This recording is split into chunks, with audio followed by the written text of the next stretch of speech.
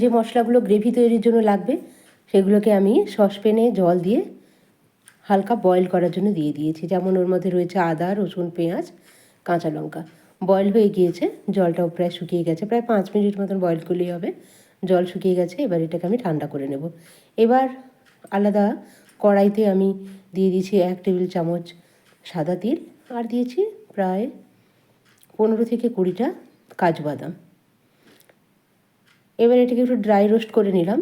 এবার আমি যে সেদ্ধ করে রেখেছিলাম মশলাগুলো ওটা পেস্ট করেছি, এবং কাজু, কিশমিশ আর সাদা তিল এটাকেও আমি মিহি করে পেস্ট করে নেবো, একদমই ফাইন পেস্ট করে নেবো। আর এখানে রয়েছে আমার 4টে সেদ্ধ করে রাখা ডিম। তো এবার আমি চলে যাচ্ছি রান্নায়। দেখুন কড়াই বসিয়ে দিয়েছি, এবং কড়াইতে যথারীতি আমি 3 টেবিল চামচ তেল দিয়ে এর মধ্যে আমি গরম করে নিয়ে সাদা জিরে ফোড়ন দিয়ে দিলাম। রান্না করাটা যে যার হাতের যেমন ইচ্ছে মতন হয়, তো প্রত্যেকের হাতে রান্নার স্বাদ আলাদা আর পদ্ধতিও আলাদা। তাই আমরা যারা রাঁধুনিরা, যারা আমরা ইউটিউবার রয়েছি, রান্না শেয়ার করি, তারা আমরা প্রত্যেকে নিজেদের পদ্ধতিটুকু আপনাদের সামনে তুলে ধরার চেষ্টা করি। আপনাদের যেটা ভালো লাগবে, সহজ মনে হবে, আপনারা সেটাই আপনাদের রান্নার কাজে ইউজ করবেন।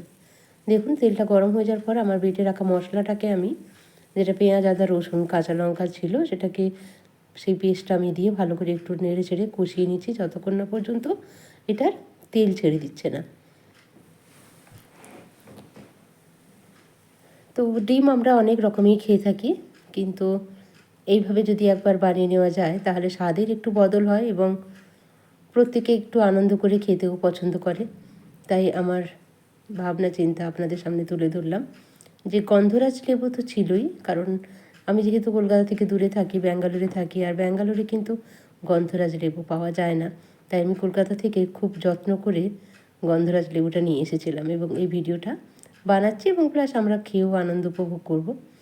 এবার দেখুন মশলাটা কষানো হয়ে গেল, তেল ছেড়ে দিয়েছে। তারপর আমি দিয়ে দিলাম এর মধ্যে কাজু বাদাম, সাদা তিল আর কিশমিশের পেস্টটা। সুন্দর একটা মিহি পেস্ট আমি বানিয়ে নিয়েছি, এবং এর মধ্যে দিয়ে সুন্দর করে মিশিয়ে আমি এটাকে কষিয়ে নেব। আপনারা কেমন রান্না করেন অবশ্যই আমার কমেন্ট বক্সে আমাকে জানাবেন, তাতে করে আমারও ভালো লাগবে আপনাদের রান্নার পদ্ধতি জানতে। দেখুন মশলা কষাতে কষাতে আমি দিয়েছি কিন্তু নুন, আপনারা দেখতেই পেয়েছেন। নুন দিয়েও ভালো করে আমি একটু কষিয়ে নিচ্ছি। এবার কিন্তু এর মধ্যে আমার আরও কিছু অ্যাড করার আছে, সেটা আমি ধীরে ধীরে আপনাদেরকে দেখাবো। কিন্তু আমার নতুন বন্ধুদেরকে আমি আমার চ্যানেলে স্বাগত জানাচ্ছি, আর পুরনো বন্ধুদেরকে জানাচ্ছি অসংখ্য ধন্যবাদ। আমি এর মধ্যে বাটি ধুয়ে রাখা জলটা দিলাম, কারণ কাজু বাদাম, কিশমিশ আর সাদা তিল রয়েছে, যেগুলো খুবই এক্সপেন্সিভ একটা মশলা। তো সেগুলোকে তো নষ্ট করা যায় না, এমনকি কোনো মশলাই আমি নষ্ট করা পছন্দ করি না। কারণ বাটি তো পরিষ্কার, বাটিতেই মশলা রেখেছি, ওই জলটা আমাদের তরকারিতে ইউজও হয়, তাই ওই জলটাকেই আমি ইউজ করে নিই। আর মশলাটাও ভালো করে জলের জন্য কষানো হয়ে গেল, কারণ যেহেতু কাজু বাদাম রয়েছে তাই কড়াইয়ের তলায় আটকে যাওয়ার একটা সম্ভাবনা থেকে যায়। তাই আমি বারে বারে এটাকে একটু নেড়ে চেড়ে নিচ থেকে যাতে আটকে না যায় সেটা ছাড়িয়ে দিচ্ছি। যেহেতু সবকটা রান্নায় মা মাসিদের কাছ থেকে শিখেছি একটু হলুদ দিতে হয়, তাই আমি সাদা রান্না হলেও সামান্য একটু হলুদ ব্যবহার করার চেষ্টা করি। তো তাই আমি একটু হলুদ দিলাম, আর হলুদ দিলে একটা গোল্ডেন ব্যাপারও আসবে, দেখতেও বেশ সুন্দর লাগবে। তাই আমি এর মধ্যে সামান্য একটু হলুদ দিয়ে আবারও সেটাকে একটু কষিয়ে নিচ্ছি, যাতে কাঁচা হলুদের গন্ধটা না থাকে। এবার সেদ্ধ করে রাখা ডিমগুলো এর মধ্যে দিয়ে আমি ভালো করে কষিয়ে নেব। ডিম ছাড়ার ক্লিপিংটা আমার স্কিপ হয়ে গেছে, তাই আপনাদেরকে দেখাতে পারিনি। তো এবার আমি ডিমটা দিয়ে ভালো করে কষিয়ে নিচ্ছি। আমার এই রেসিপিগুলো আপনাদের কাদের দেখতে ভালো লাগে অবশ্যই আমাকে কমেন্ট করে জানাবেন, এবং আমার যদি কোনো ভুল ত্রুটি থাকে সেটাও আপনারা কমেন্টে আমাকে জানিয়ে দেবেন। আমি চেষ্টা করব নিজেকে শুধরে নেওয়ার। আপনারা বন্ধুরা যদি আমার ভুল ত্রুটিকে ধরিয়ে দেন তাহলে আমার খুব সহজ হবে নিজের ভুলটাকে সংশোধন করে নেওয়ার। ভালো করে নাড়াচাড়া করে ডিমটাকে মিশিয়ে দিচ্ছি, কারণ ডিমও খুব নরম জিনিস, একটু অসাবধানতায় ভেঙে যেতে পারে।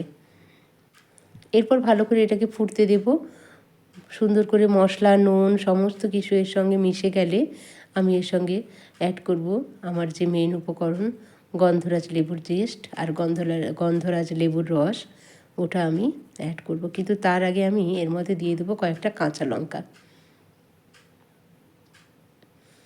যে কোনো জিনিসে কাঁচা লঙ্কা দিলে স্বাদটা খুবই বেড়ে যায়।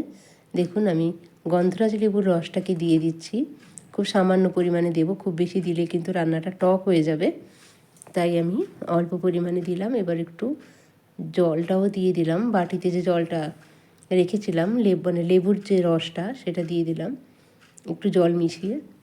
এবার এটাকে ভালো করে ফুটতে দেব। ডিমের চারপাশটাকে একটু একটু চেরা লাগিয়ে দিয়েছি যাতে ডিমের মধ্যে কুসুমের মধ্যে সুন্দর করে মশলার স্বাদ এবং লেবুর গন্ধ সবকটাই চলে যায়। এবার দিয়ে দিলাম গন্ধরাজ লেবুর জেস্ট। গন্ধরাজ লেবুর জেস্টটা দিয়ে আমি ভালো করে নেড়ে চেড়ে নিচ্ছি।